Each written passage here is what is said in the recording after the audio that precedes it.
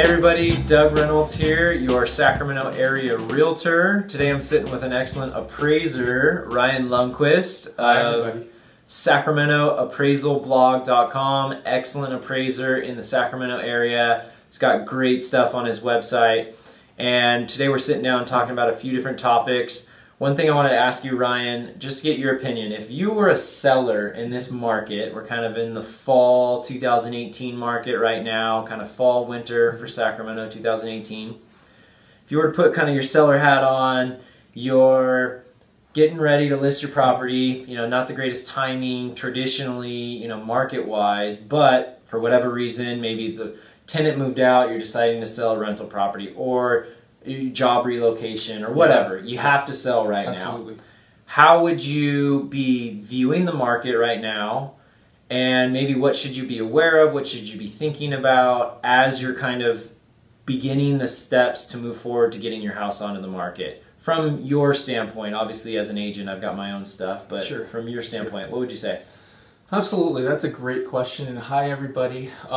So I think sellers, it's really important to price for the market that actually exists rather than be infatuated with 7 years of sensational real estate headlines. Okay, what I mean is that you as sellers have been blessed or even spoiled with an outstanding real estate market for 7 years. Okay, we've heard nothing about how values are increasing. Okay, now during the fall, things slow down. You got to be ready for the fall, but in the backdrop, the market's also slowing in a way that's maybe not just the fall either. And so it's not 2013 where every investor and their mom are playing the market and it's monopoly out here.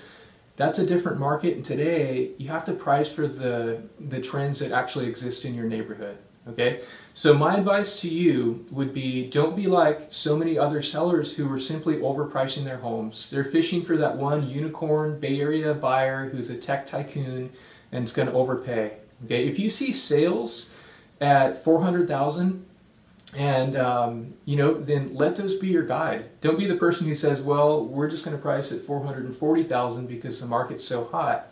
Buyers are really, really picky about price. Buyers are more informed than ever about price. Okay, buyers are studying Zillow and Redfin. They know about every single sale and listing and price reduction in the neighborhood. You're not going to fool them. Okay, so I would say give a lot of weight to current listings.